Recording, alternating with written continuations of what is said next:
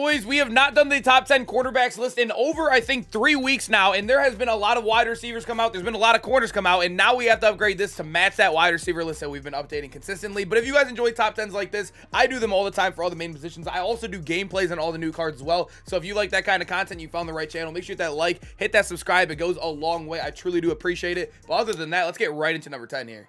If you are looking for cheap, fast Madden coins to build that God Squad you always wanted, head over to my sponsor, EasyMut, and use code SHOE for 5% off your order. The link is in the description. At number 10, we do have Kroy Clark. I will say I didn't realize how good this card was until I was making this list. I've seen him a lot, obviously looking at the Blitz store over and over again. He is now out of the store, so he might even go up in price. But this card's actually pretty good. 92 speed, 91 zone coverage. He doesn't have much man coverage, but when we're looking at 92 speed, there's not really too many guys to choose from. There's a lot of 91 and 90 speeds out there, but at the end of the day, I do value speed because we are now getting up to 92, and also people are running a lot of theme teams, and also Deshaun Jackson just came out who has 93 base, so you do want to have faster corners in the game. Obviously, he's tanking a little bit lower on the list because of the height and also the man coverage problems right there, but if you run a zone scheme, you run, I mean, he's fine anywhere. He could also be a great blitzing corner if you run dollar as well because he is fast and small. This dude's a dog, but like I said, have to tank him a little bit lower in the list because of that height and man.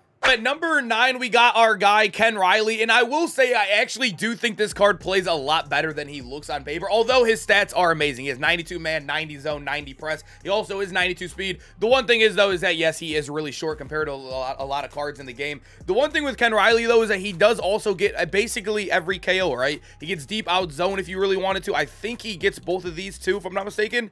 No, he doesn't. So he really only gets deep out, which is also one of the better abilities in the game. So that's why I think he is valued a lot in the game, and you still see him on a lot of teams. But at the end of the day, I think if you have a good KO out there, or even a good guy that could be right next to guys, I don't think the height really matters too much. This year, agging isn't as broken as it was last year. So Ken Riley, a guy you could plug and play. If you need deep out zone KO, he is one of the few guys on this list that actually get it. So Ken Riley is still a dog in the game.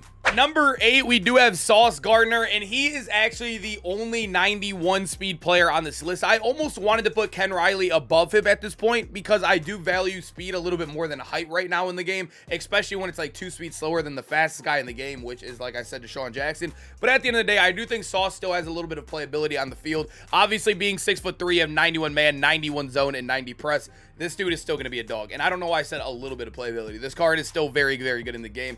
And also, I do believe he does get a pretty decent KO. I mean, for 2 AP, it's not awful, I guess. It's not absolutely awful, but for most people, I think most people are just going to lock in that pick artist down here. A tall 6'3" corner. Although you are giving up a little speed, you are gaining height, and that's what we love in a guy like Sauce, right? Moving over to number 7, we have Night Train Lane himself. Always one of my favorite players every single time he comes out. This card is a little bit weird on paper. I do think he's more of one of those rushing corners, and I think this guy can last you a lot longer than the 3 guys I just named before. And the reason why is because I think Dollar is like the most popular right now, or even like the 3-3 Blitz right now people are running.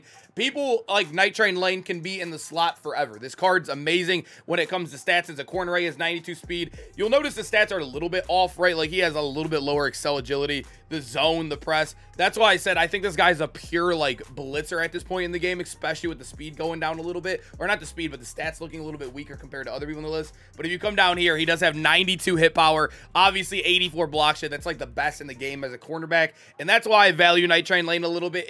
He's not a bad corner either if you want to use him up top. And also with the 84 press, if you were to use him in coverage, I definitely think this is a safety card, 100%. Now we move over to number 6. This is where it starts to get really elite in the game. We have another 92 speed, 5'10" corner in the game, so not really insane, right? He looks just like Ken Riley would in the game, right? You have 93 zone coverage, 91 man coverage. He has 89 press, which is really still very good in the game. He does have 90 play rec, though, the first guy on this list to have that. But the one thing with Asante, as you guys know, these guys, these legends now get a discounted ability bucket, and he gets 1 AP flat zone KO.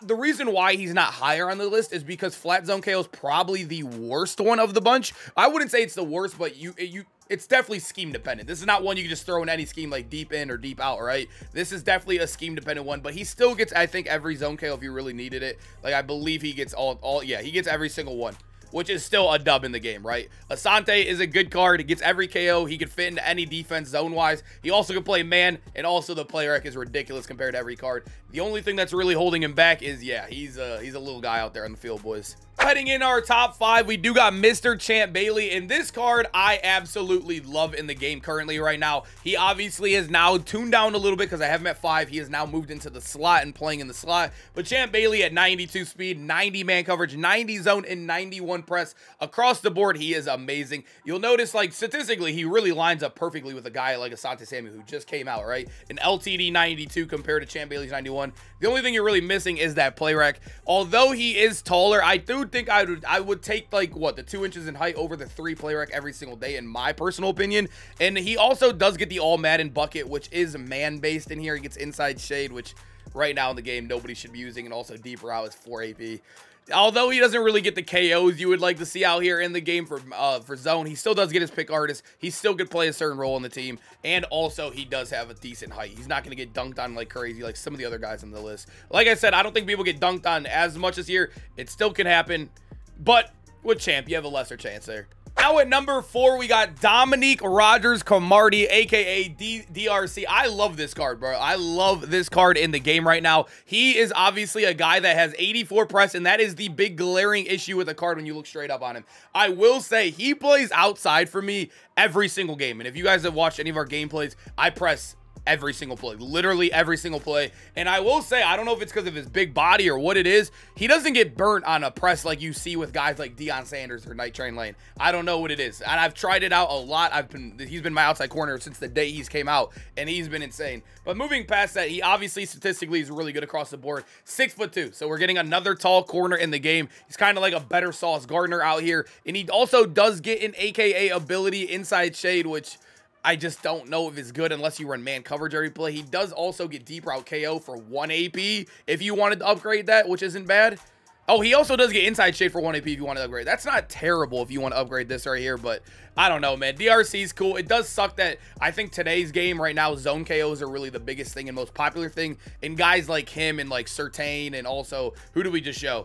We just showed another one, Champ Bailey. These guys don't get the zone KOs now. It sucks. At number 3, we have the Harvest Pat Surtain. This guy I love in the game. I have him obviously on the Harvest theme team, as you guys have seen. He is another 6'2" corner, but the difference with him and also our guy DRC is he obviously has the press. They're basically almost the exact same card. One gets to the press, one doesn't. Although you'll see 89 zone coverage. If you're a zone guy like me, every single one of you guys have at least +3, +4 zone from your strat card. So regardless, he's still going to hit that threshold, which is nice. He is another 6'2" guy out there. Another guy, though, like I said, does not get any of the zone KOs because he does not hit 92 or 95 zone, and he's a man-to-man archetype. But at the end of the day, if you need pick artists, you need a tall corner out there.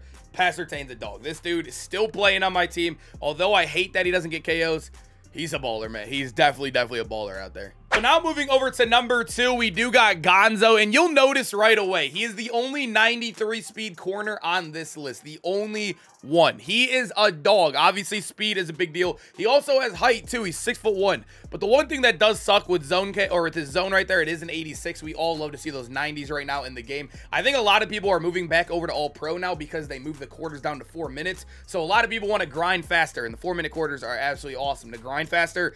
And you need 90 zone in All Pro. So +4, you gotta like whatever it's called. You gotta put all your zone KOs, or you gotta put all your strat cards into plus zone to get that to a 90. But at the end of the day, it's worth it if you have already spent the coins for a card like this, because this dude on paper is amazing. Obviously, great stats across the board, fastest corner in the game. He also does, I believe, get every single KO you need for man coverage.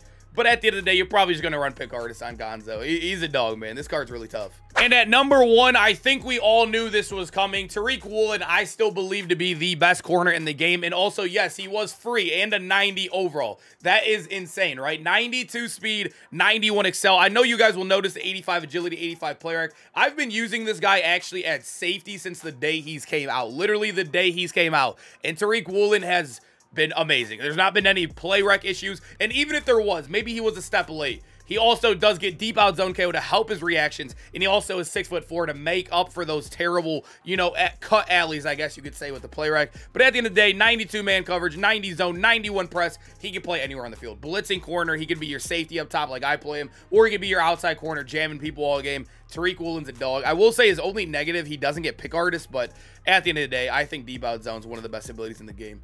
And he gets it, man. Yeah, Tariq Woolen, an absolute dog in this game. No questions about it. All right, boys. Hope you guys enjoyed the video. Make sure to comment down below which corners are you rocking right now. I'm kind of going with the big dogs right now. I got Surtain out there, DRC, Woolen. I like the tall corners. I also got Champ. He's probably my smallest guy. But at the end of the day, I know some people like the KOs, the man, the zone KOs. So everyone's running different schemes. Let me know what you guys are rocking right now in the game. But I hope to see you guys in the next video. Hopefully, get some dope angry runs. Maybe some cool team of the week tomorrow. We'll get some gameplays on those. I'll see you guys there. Peace out, boys.